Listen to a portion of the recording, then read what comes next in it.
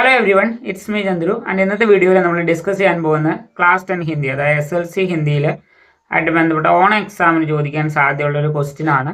ഒന്നല്ല, ഒരു 2-3 ക്വസ്റ്റ്യൻസോളം ഉണ്ട്. അപ്പോൾ ആ ക്വസ്റ്റ്യനാണ് നമ്മൾ ഡിസ്കസ് ചെയ്യുന്നത്. ഇത് SLC എക്സാമിൻ്റെ മോഡൽ ക്വസ്റ്റ്യൻസ് ആയിട്ടൊക്കെ വന്നിട്ടുള്ളതാണ്.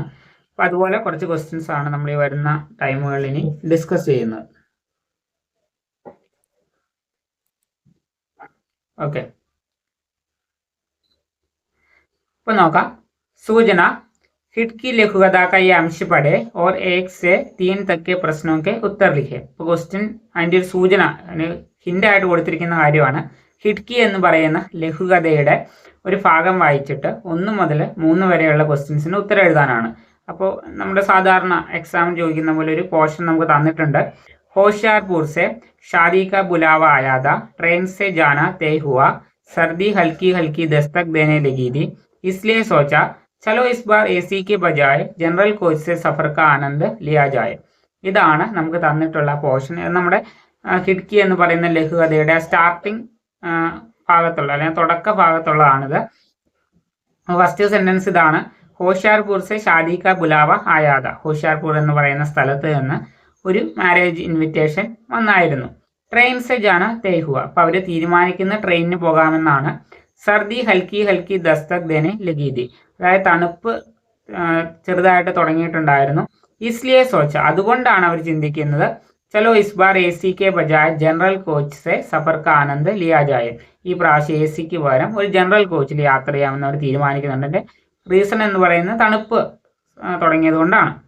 ഇനി 3 ക്വസ്റ്റ്യൻസ് ഇതുമായിട്ട് ബന്ധപ്പെട്ട് വന്നിട്ടുള്ളതാണ്. അപ്പം നമുക്ക് നോക്കാം.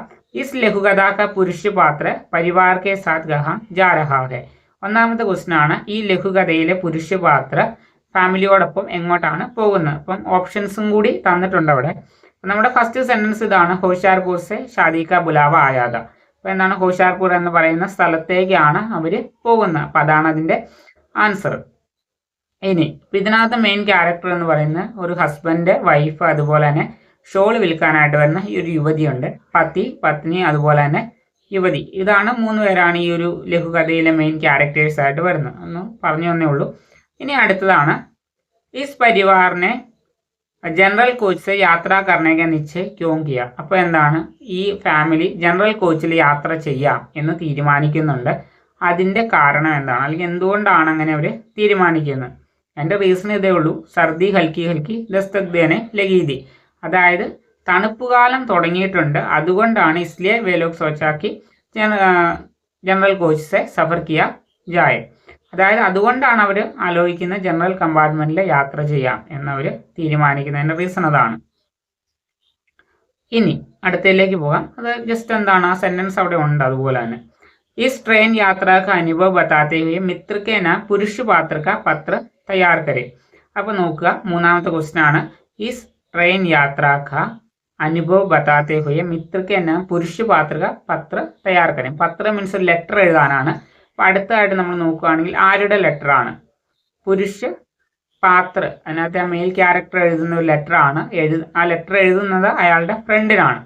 ഓക്കെ, ഇനി ആ ലെറ്ററിനകത്ത് കണ്ടന്റ് എന്ന് പറയുന്നത് ഈ ട്രെയിൻ യാത്രയിലെ അനുഭവങ്ങളാണ് അതിനകത്ത് പറയേണ്ടത്. അപ്പോൾ എന്താണ്, ഒരു ലെറ്ററിൻ്റെ ഫോർമാറ്റ് അറിയാമല്ലോ. അപ്പോൾ ആ രീതിയിൽ സ്റ്റാർട്ട് ചെയ്യുക.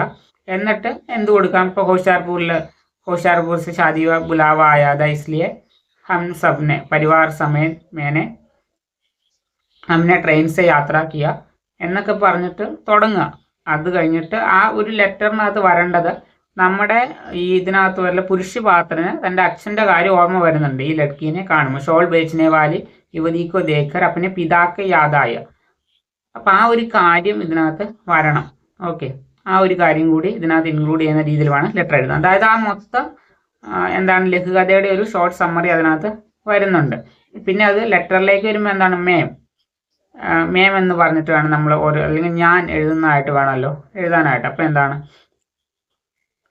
मुझे होशियारपुर से एक शादी का बुलावा आया था, हमने परिवार के साथ निकला എന്നൊക്കെ പറഞ്ഞിട്ട് വേണം എഴുതാനായിട്ട്. ഞാൻ അല്ലെങ്കിൽ ഞങ്ങൾ എന്ന രീതിയിൽ വേണം എഴുതാനായിട്ട്. ഓക്കെ, പിന്നെ അഥവാ അല്ലെങ്കിൽ ഒരു ഓർ ക്വസ്റ്റ്യനും കൂടി ഉണ്ട്. ട്രെയിൻ യാത്രയ്ക്ക് അനുഭവം കാ സിക്ർ കർത്തേ ഹുയെ പുരുഷ പാത്രയ്ക്ക് ഡയറി ലിഖേ. അല്ലെങ്കിൽ ഓർ ക്വസ്റ്റ്യനിൽ ചോദിച്ചിട്ടുള്ള ഇതാണ്: ട്രെയിൻ യാത്രാക്കെ അനുഭവം കാ സിക്ർ കർത്തേ ഹുए, അതായത് ട്രെയിൻ യാത്രയിലെ അനുഭവങ്ങളെ കുറിച്ച് പരാമർശിച്ചുകൊണ്ട് പുരുഷവാത്രന്റെ ഡയറി എഴുതാനാണ്. രണ്ടും എന്താണ്, ആ ഫോർമാറ്റിലുള്ള വ്യത്യാസം മാത്രമേ ഉള്ളൂ. ഡയറിയും ലെറ്ററും സെയിം ടോപ്പിക്കാണ്.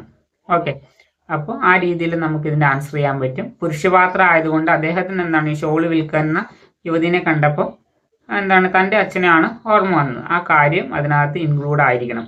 ഓക്കെ, അപ്പോൾ ഇത്രയാണ് ഈ ഒരു ക്വസ്റ്റ്യനെ കുറിച്ച് പറയാനുള്ളത്. അപ്പോൾ ഇങ്ങനെ ഓരോ വീഡിയോസിലും ചെറിയ ചെറിയ ക്വസ്റ്റ്യൻസ് ഇങ്ങനെ ഡിസ്കസ് ചെയ്യും. So guys, see on the next. തപ്പക്കല് ഓക്കെ, ബൈ.